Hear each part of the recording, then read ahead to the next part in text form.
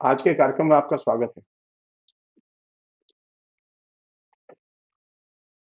आज हम बातचीत करेंगे ये जो संसद में संविधान को लेके जो चल रहा है उसमें किस तरह के सवाल इन्वॉल्व हैं। और यहाँ मैं जब सवाल इन्वॉल्व हूँ तो मैं जो उसकी इंफॉर्मेशन हैं उनके संदर्भ में बात नहीं कर रहा हूँ, क्योंकि उसको लेके बहुत सारे वीडियोज हमारे बीच में है। उसमें सबसे बढ़िया वीडियो तो रवीश कौर ने स्वयं तैयार किया है, जो राजनाथ सिंह का भाषण देते हुए जो उन्होंने मूल्यांकन किया उसका।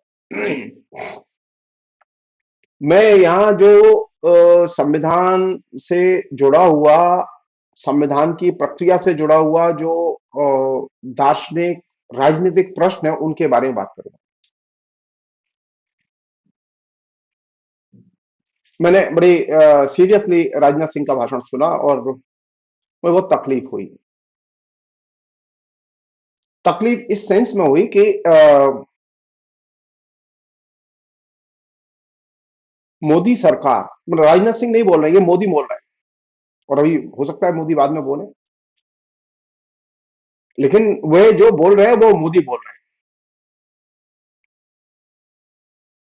तो संविधान पर जब बहस कर रहे हैं तब भी फेक। तो आश्चर्य है कि संविधान जिसके के हर चीज डिटेल्स एकदम लिखे हुए हैं ब्लैक एंड व्हाइट में, लेकिन वो जानते हैं अच्छी तरह से कि जनता अशिक्षित है, राजनीतिक तौर पर सचेत नहीं है, तो जो मन में आएगी बोलेंगे। और जो उनके फॉलोअर है, जो उनकी व्हाट्सएप यूनिवर्सिटी है, उसका अंधाधुंध प्रचार करेगी। नरेंद्र मोदी का संविधान को लेकर और राजनाथ सिंह का संविधान को लेकर जो कल जो वक्तव्य था,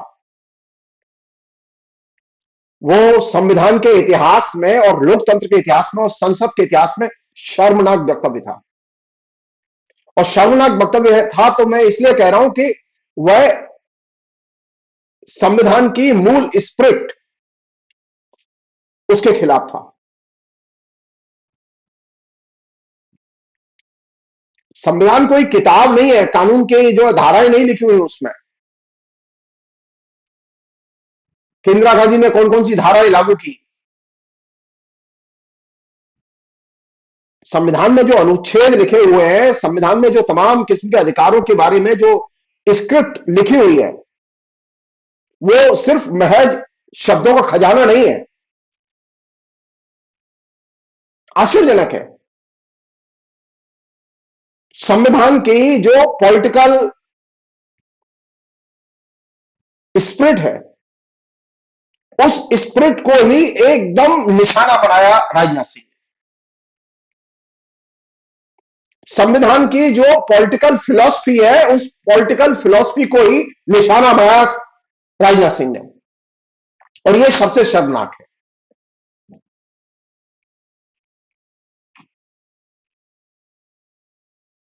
संविधान की बुनियादी स्पिरिट यह है कि हमें लोकतंत्र अर्जित करना, यह लक्ष्य है हमारा। हमें धर्मनिरपेक्षता को अर्जित करना, यह लक्ष्य है हमारा। समानता को अर्जित करना, यह लक्ष्य है हमारे, जो कि संविधान के प्रेमबल में लिखे हुए हैं। आज जब हम संविधान पर बात कर रहे हैं तो हमें यह खोजना होगा कि हमने ये लक्ष्य कहां तक अर्जित किए।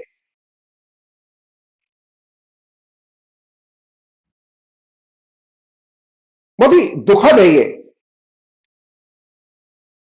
बजाय इसके कि हम संविधान के प्रेमबल में जो लक्ष्य रखे गए उनका मूल्यांकन करते कि हम कहां तक उसमें सफल हुए, कहां असफल हुए, उन पर बात नहीं कर रहे वो लोग। ये सत्ता का काम है कि वो उस पूरे के पूरे पिटारे को खोले, वो बताए।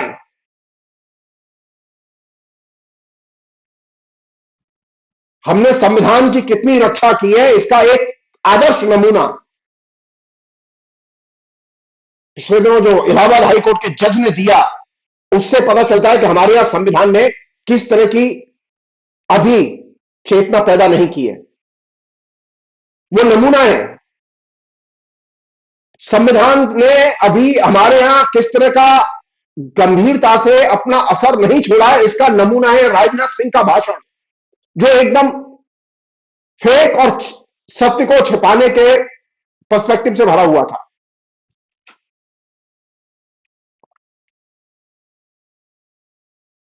संविधान का मतलब यह नहीं है कि छिपाओ, संविधान का मतलब है बताओ, लोगों को शिक्षित करो, लोगों को पॉलिटिक्स को लेके, डेमोक्रेटिक पॉलिटिक्स को लेके, संविधान की फिलॉसफी को लेके एजुकेट करो और उसे अपने आचरण में ढालो। आश्चर्य की बात है कि जो पूरा का पूरा आरएसएस ने नेतृत्व पैदा किया है, विधायकों से लेके नीचे एमएलए, एमपी, मंत्री, मुख्यमंत्री, प्रधानमंत्री, ये तमाम जो नेटवर्क पैदा किया, ये सारा का सारा संविधान की बुनियादी स्पिरिट को ही अस्वीकार करता है, और ये सबसे शर्मनाक चीज है। सरकारें आएंगी और जाएंगी,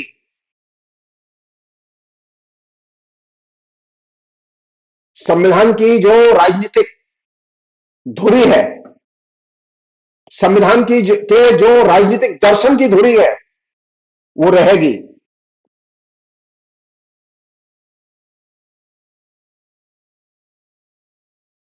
झूठ बोलने से वो धुरी बदल नहीं जाती, छिपाने से वो धुरी बदल नहीं जाती। जब हमने डेमोक्रेसी का सिस्टम स्वीकार किया तो हमने पहली चीज ये की कि हम सबको बताएंगे और सबकी जानेंगे।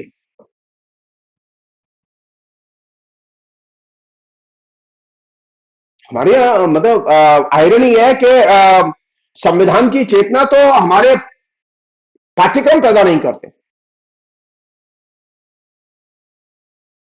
इसके लिए कांग्रेस के लोग भी उतने ही दोषी हैं।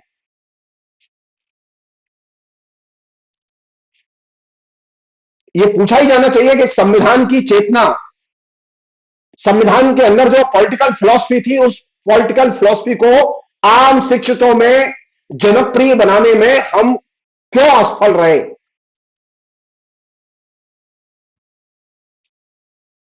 संविधान की धुरी है धर्मनिरपेक्षता, और आज स्थिति है कि जो एजुकेटेड आदमी है वो सबसे अधिक धर्मनिरपेक्षता के खिलाफ है, जो सत्तारूढ़ पार्टी है वो धर्मनिरपेक्षता के खिलाफ है। अगर इस जगह को देखेंगे तो आपको पता चलेगा कि संविधान का तो हमने आचरण में एक तरह से अंत कर दिया है। वो चाहे सत्ता में बैठे लोग हों, चाहे वो सत्ता के बाहर लोग हों, क्योंकि संविधान में जो पॉलिटिकल फिलॉसफी है, उस पॉलिटिकल फिलॉसफी की एजुकेशन, उससे नाविनालबद्ध होकर सोचने का दृष्टिकोण हमने पैदा ही नहीं किया, और ये सबसे बड़ा फेल्यूर है पिछले 75-76 साल का। अब आप यहां से सोचिए कि जब जजों में धर्मनिरपेक्ष चेतना नहीं है, जो इलाहाबाद हाईकोर्ट के जज का जो हाल का बयान है वो इसका क्लासिक एग्जाम्पल है। ऐसे दर्जनों जजों के बयान आपको इंटरनेट पर जाइए तो मिल जाएंगे, जिन्होंने खुल्लम खुल्ला धर्मनिरपेक्षता की मुखालफत की है, धर्मनिरपेक्षता के खिलाफ लिखा है, यहां तक कि धर्मनिरपेक्षता के खिलाफ जजमेंट दी है।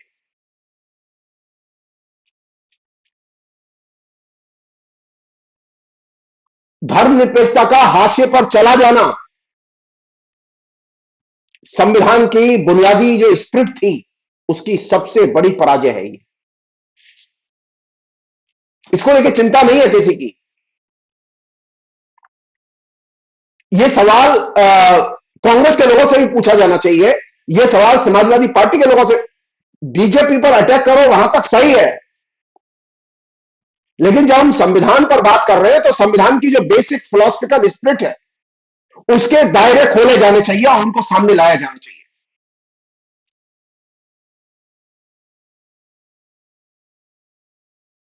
डेमोक्रेसी के कॉन्स्टिट्यूशनल जो बहुत सारे जो प्रोविजन लागू किए गए, उनके अनेक चोर दरवाजे इस बीच में सामने आए हैं, जिन पर कायदे से खुल के बात की जानी चाहिए, और इन चोर दरवाजों के जरिए लोकतंत्र पर फासिज्म का, लोकतंत्र पर सांप्रदायिक ताकतों का हमला सबसे अधिक हो रहा है। और वे संविधान है, वो संविधान की सौगंध खाते हैं, वो संसद को नमन करते हैं और संविधान के विपरीत आचरण करते हैं।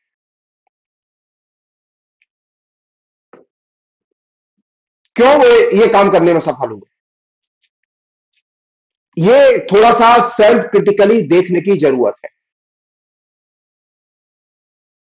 क्या वोट लेना, वोट देना, सरकार बनाना, विभिन्न राजनीतिक दलों का प्रचार करना, क्या यही लोकतंत्र है? अगर यही लोकतंत्र है तो फिर फासिज्म में और डेमोक्रेसी में कोई अंतर नहीं है।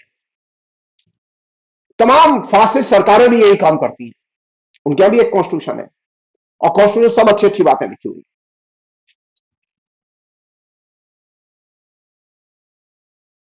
इंटेलिजेंसिया हो, शिक्षित लोग हो, अशिक्षित लोग हो, आम जनता हो, इन तब सबके बीच में जो बुनियादी चीज है करने की, वो ये कि लोकतंत्र की चेतना और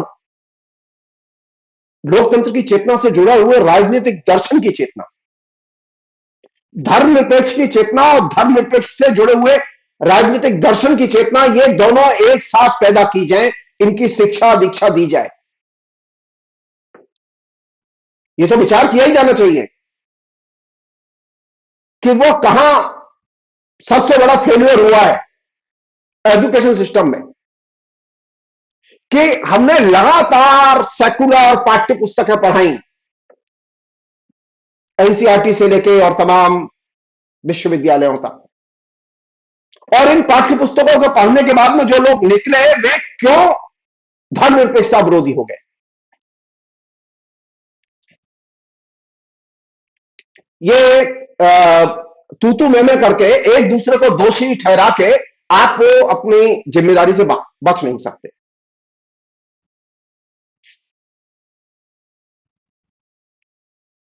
सवाल यह है कि क्या हमने संविधान को लेकर, संविधान के प्रावधानों को लेकर, संविधान में जो राजनीतिक दृष्टिकोण है उसे लेकर क्या जनता को शिक्षित करने का काम किया? नहीं। हमारे ये व्यवस्था ही नहीं थी। अब वो आए हैं तो वो कह रहे हैं कि हर जगह गीता पढ़ाएंगे। आपने तो हर जगह संविधान की शिक्षा की व्यवस्था नहीं की थी।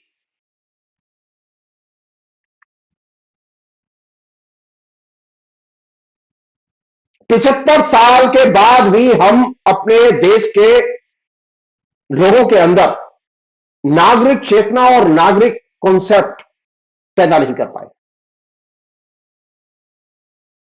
हम यह कमिटमेंट नहीं कर पाए कि हमारे यहां जो शिक्षित लोग हैं, जो विभिन्न संस्थान संवैधानिक संस्थाओं में काम करते हैं, वे संविधान के प्रति, संविधान की स्पिरिट के प्रति कमिटेड हो। क्यों? क्योंकि आपने कभी जो संविधान में जो पॉलिटिकल फिलॉसफी है, जो पॉलिटिकल दर्शन है, उसकी कभी शिक्षा नहीं दी, उसको लेके उसे कमिटेड नहीं बनाया, उसे एजुकेट नहीं किया।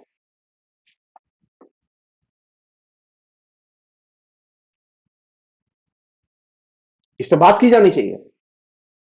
इस पर बात की जानी चाहिए कि जो लोग संविधान की स्पिरिट को लेकर लिखते रहे, पढ़ते रहे, जिनकी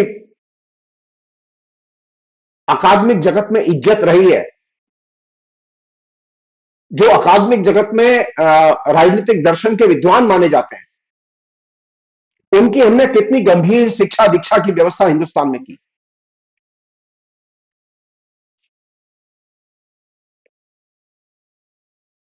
तो जब तक आप ये जो प्रामाणिक विचारों के जो आधिकारिक विद्वान हैं, इनके शिक्षा दीक्षा का एक ढांचा निर्मित नहीं करेंगे, आप संविधान को बचा नहीं सकते।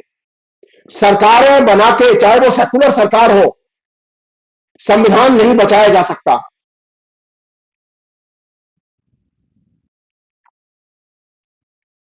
क्योंकि आपने जो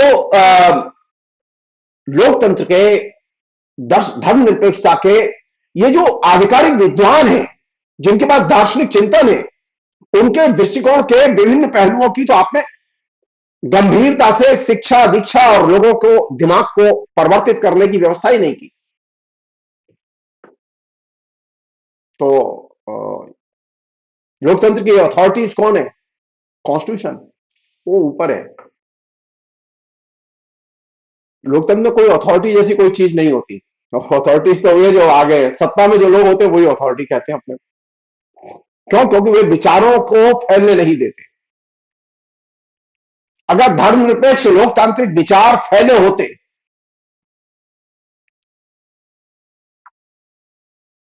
धर्मनिरपेक्ष लोकतांत्रिक राजनीतिक दर्शन फैला होता और लोगों के जेहन में उतार दिया गया होता, तो हम एक मान्यता प्राप्त लोकतंत्र पैदा कर पाते। हम लोकतंत्र के आधिकारिक विद्वान पैदा कर पाते।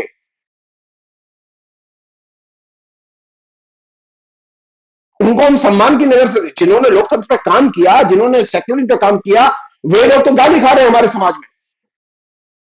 हर टुइया सा आदमी जिसे गांड धोने की अकल नहीं है, वो आए दिन लोकतांत्रिक सेक्युलर विद्वानों को गालियां देता रहता है। कैसा समाज पैदा किया हमने, कैसी चेतना पैदा की? इससे पता चलता है कि संविधान नीचे आया ही नहीं।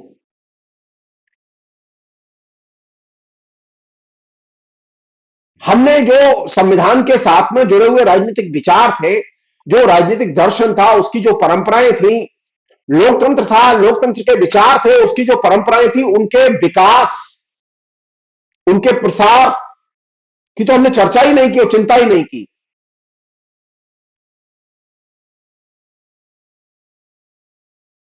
हमारी तो मियां की दो मस्जिद तक,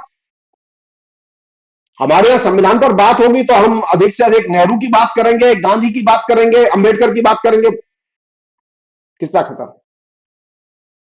और आरएसएस वाले बात करेंगे, मोदी की बात करेंगे, अटल बिहारी वाजपेयी की बात करेंगे, अडवाणी की बात करेंगे, कल्याण सिंह की बात करेंगे, किस्सा खत्म। ये क्या राजनीतिक दर्शन के आधिकारिक विद्वान हैं?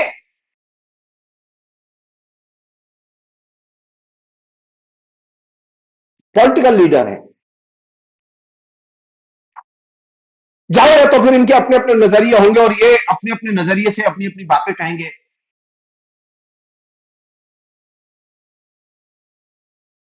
तो कायदे से संविधान पर बात करते समय यह देखा जाना चाहिए कि जो उसके प्रेम्बल में जो लक्ष्य रखे गए हैं, वे लक्ष्य कहां तक हम अर्जित कर पाए, कहां तक अर्जित नहीं कर पाए। और इस पर कोई मैनिपुलेशन नहीं होना चाहिए, तथ्यपूर्ण बातें होनी चाहिए। अफसोस की बात है कि राजनाथ सिंह तथ्यपूर्ण बातें नहीं कर रहे थे। संविधान पर बहस प्रतिस्पर्धी भाव से नहीं होनी चाहिए। पॉइंट स्कोर करने के लिए संविधान पर बहस अगर की जा रही है तो बड़ी खराब बहस होगी। और ये कल की बातचीत से मुझे लग रहा था, जो मैं बहुत ही खुले दिमाग से आपसे शेयर कर रहा हूं। संविधान की जो वीकनेस है, संविधान के जो बहुत ही शक्तिशाली हिस्से हैं जिनका प्रसार किया जाना चाहिए, वे सब खुल के रखे जाने चाहिए।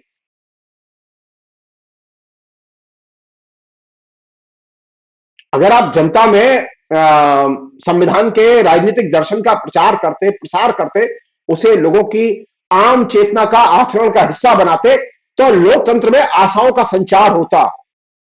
ये बधुआ मजदूर पैदा नहीं होते लोकतंत्र में, जिसे हम लोग भक्त कहते हैं।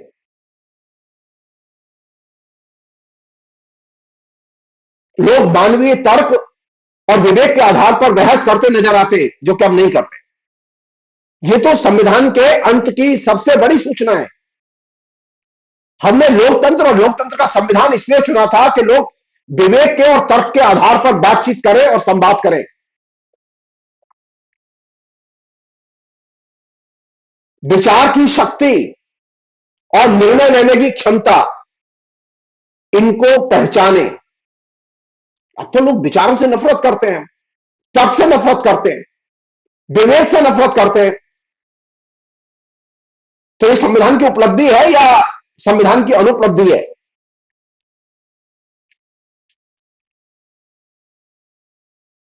तो हमने एक ऐसा व्यक्ति तैयार किया जो चूचू का मुरब्बा है, जिसमें सामान्य नागरिक चेतना भी नहीं। अब हम उसे उसकी विचार चेतना से नहीं पहचानते, उसके पद, उसकी उम्र, उसकी हैसियत, उसका धर्म, इससे पहचानते हैं, जो कि सबसे खराब चीज है। जबकि स्थिति है कि नागरिक चेतना के निर्माण में राजनीतिक दर्शन और उसके विचारों की बहुत बड़ी भूमिका होती है। राजनीतिक विचारों की बहुत बड़ी भूमिका होती है और इसको कम करके नहीं देखना चाहिए। और इसमें जो सबसे इंपॉर्टेंट एलिमेंट है वो ये है कि तर्क और विवेक, इन दो के आधार पर संवाद सघन हुआ है या संवाद खत्म हुआ है। अगर लोकतंत्र समृद्ध हुआ होता तो तर्क और विवेक के आधार पर विचार समृद्ध हुए होते, सेंसरशिप की जरूरत ही नहीं पड़ती, एक दूसरे को गाली देने की जरूरत नहीं पड़ती। तो नरेंद्र मोदी का वो संविधान में सबसे बड़ा कंट्रीब्यूशन यह है कि उन्होंने विवेक पर और तर्क पर हमले करने वाली, पूरी गाली देने वालों की फौज तैयार की है मीडिया सेल के नाम पर। यह आरएसएस का कंट्रीब्यूशन है, इसे कम करके नहीं देखना चाहिए। लोकतंत्र संवाद के लिए प्रेरित करता है, लेकिन ये जो नए मोदी के लठैत हैं, ये गाली के लिए, असभ्यता के लिए प्रेरित करते हैं। संविधान धर्म की चेतना से मुक्त होने की तरफ ले जाने की तरफ इशारा करता है, और ये उल्टी दिशा में। कैसे लोगों को धर्म की चेतना में ले जाया जाए, कैसे लोगों को उनकी हैसियत के आधार पर देखा जाए। संविधान में सब बराबर है कि क्या हैसियत है, इनमेटीरियल है, सब नागरिक हैं, सब समान है।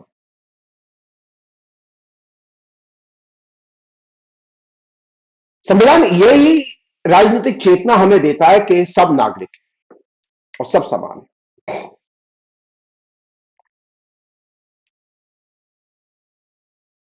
संविधान की बेसिक स्पिरिट है पॉलिटिकल फ्रीडम और इक्वालिटी। धर्मनिरपेक्षता उसकी नींव है जिस पर वो पूरा संविधान टिका हुआ है। लेकिन राजनीतिक स्वतंत्रता और समानता ये लोकतंत्र की धुरी है। सवाल यह है कि पिछले 75 वर्ष में राजनीतिक स्वतंत्रता और समानता, इन दो धारणाओं का विकास हुआ या हिरास हुआ, और खासतौर पर नरेंद्र मोदी के सरकार में आने के बाद राजनीतिक स्वतंत्रता और समानता का बड़े पैमाने पर हिरास हुआ है।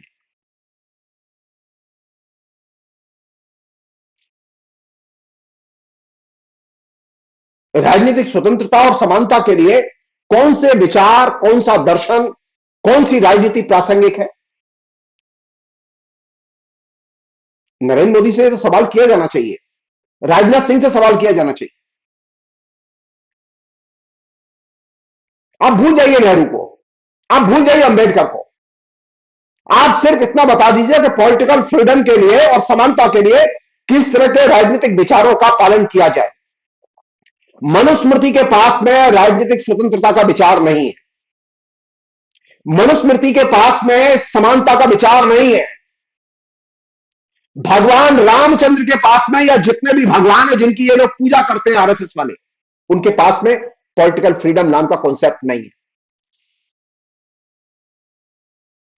तो धर्म के आधार पर तो राजनीतिक स्वतंत्रता का विकास ही संभव नहीं है, समानता का विकास ही संभव नहीं है। तो यह फ्रॉड किसके साथ खेला जा रहा है? संविधान के नाम पर।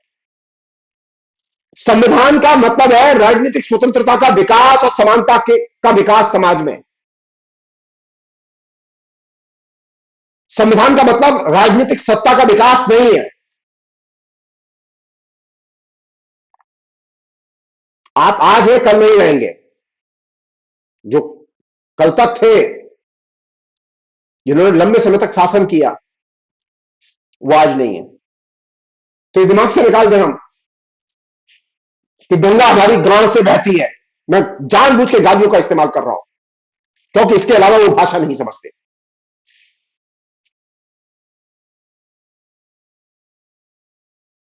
संविधान जो है वो, उसके अपने तर्क हैं, और संविधान का बुनियादी तर्क यह है कि लोगों को राजनीतिक स्वतंत्रता दी जाए, लोगों को सामाजिक, आर्थिक, राजनीतिक तौर पर समानता दी जाए। तो नरेंद्र मोदी ने तो इन दोनों पर कैलकुलेटेड ढंग से आरएसएस ने इन दोनों पर कैलकुलेटेड ढंग से हमले किए। संविधान की जो बुनियाद है धर्मनिरपेक्षता, उस पर कैलकुलेटेड ढंग से हमले किए। और आज स्थिति है कि बड़े बड़े जज खुल्लम खुल्ला धर्मनिरपेक्षता के खिलाफ बोल रहे हैं। यह संविधान का अपमान है। राजनीतिक स्वतंत्रता के खिलाफ बोल रहे हैं, समानता के खिलाफ बोल रहे हैं। यह धर्मनिरपेक्षता का अपमान है और यह संविधान का अपमान है।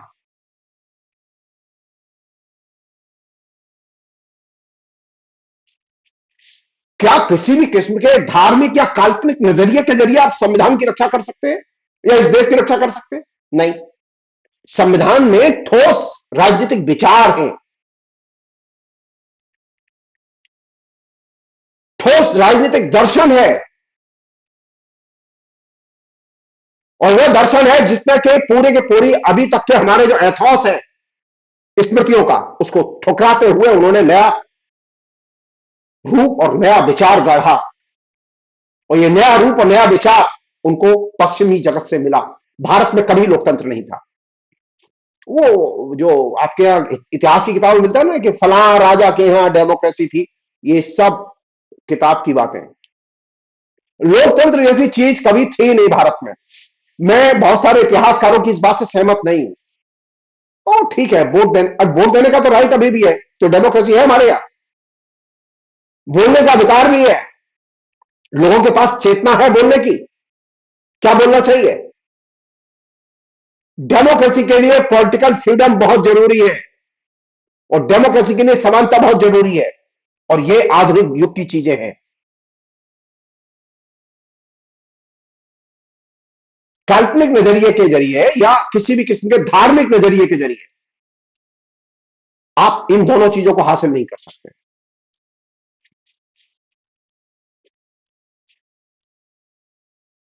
भगवान राम के जरिए या किसी और भगवान के जरिए आप न्याय और सत्य की प्रतिष्ठा नहीं कर सकते, क्योंकि वह एक मिथकी चरित्र है, काल्पनिक चरित्र है। उसके जरिए जनता के सामान्य हितों की, आम नागरिक के सामान्य हितों की आप रक्षा नहीं कर सकते, उसे न्याय नहीं मिल सकता।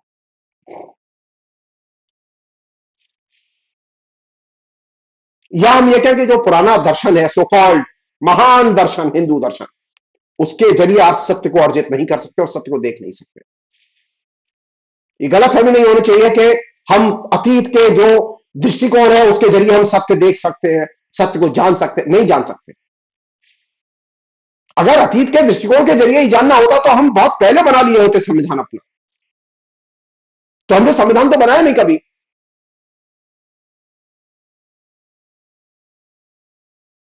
सत्य को देखने का दृष्टिकोण आधुनिक युग में ही अर्जित हुआ। हम सत्य को जान पाए, सत्य से जुड़े हुए दर्शनों को जान पाए। तो डेमोक्रेसी का जो कॉन्स्टिट्यूशन है वो सत्य को बताने में, मुक्त भाव से स्वीकार करने में जोर देता है। और हमारे यहां जो अभी मोदी सरकार बैठी हुई है उसे तो सत्य से एकदम नफरत है और झूठ से मोहब्बत है। अब ये लोगों के लिए मतलब आ, किसी पॉलिटिकल एजेंट की जरूरत है जो बताएगा सत्य क्या है। नहीं, एक साधारण नागरिक के पास में यह अधिकार होना चाहिए कि वो सत्य को जान सके। आपकी सरकार क्या कर रही है, आपकी सरकार के विभिन्न मंत्रालय क्या कर रहे हैं, जिन मंत्रालयों में जनता का पैसा खर्च हो रहा है उसके बारे में ट्रांसपेरेंसी होनी चाहिए। लेकिन नरेंद्र मोदी का तो कोई ट्रांसपेरेंसी नाम की कोई चीज ही नहीं। वह तो वे तो छिपाने और नियंत्रण करने में विश्वास करते हैं। पैसा जनता का चाहिए, टैक्स जनता से वसूल करना है, लेकिन जनता को बताएंगे नहीं, जनता को जानने नहीं देंगे, जनता को बोलने नहीं देंगे, जनता को अपने मंत्रालय का सत्य जानने नहीं देंगे। क्यों? क्योंकि उनके लिए सत्य को नियंत्रित करना जरूरी है। और इसके लिए वो मैनिपुलेशन, परसुएशन, यानी बहलाना फुसलाना, दबाव पैदा करना, सत्य की हत्या करना, यहां तक करने के लिए वो तैयार हैं। और वे संविधान के रक्षक हैं। जी नहीं, संविधान तो सबसे ज्यादा असुरक्षित है उनके हाथ में। एक अन्य चीज और महत्वपूर्ण चीज, सवाल यह है कि क्या हमारे यहां डेमोक्रेटिक कल्चर का विकास हुआ? जो राजनीतिक संस्कृति हमारे यहां आई, जो राजनीतिक सत्ताएं हमारे यहां आई इस बीच में 75 साल में, क्या वे लोकतांत्रिक संस्कृति का निर्माण कर पाई? क्या संस्कृति समृद्ध हुई? नहीं।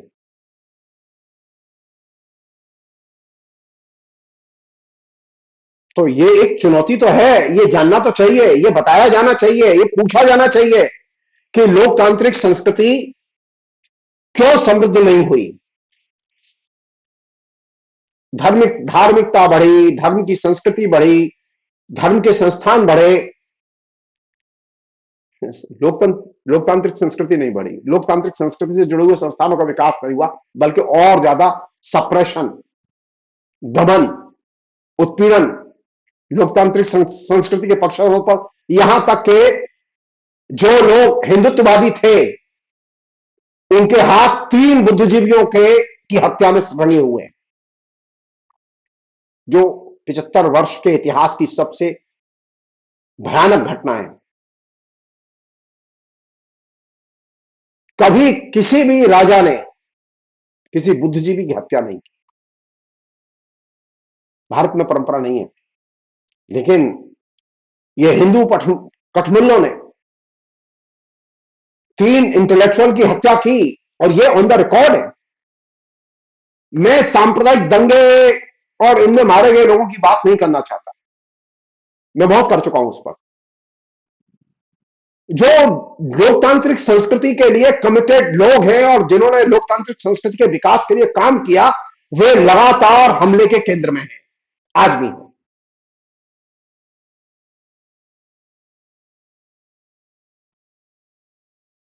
जो लोग ये सोचते हो कि खाली उदारतावादी विचार से या लिबरलिज्म से काम चल जाएगा, मैं उनसे बहुत साफ कहना चाहता हूं कि आप लिबरलिज्म से हर काम नहीं कर सकते।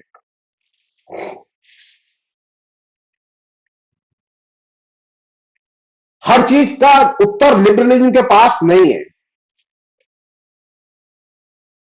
एक हद तक उदारतावादी राजनीतिक दर्शन मदद करता है डेमोक्रेसी में, उसके बाद में वह खुद फासिज्म का रूप ग्रहण कर सकता है, ये खतरा है। फिलहाल इतना ही रखें हम लोग। बहुत बहुत शुक्रिया।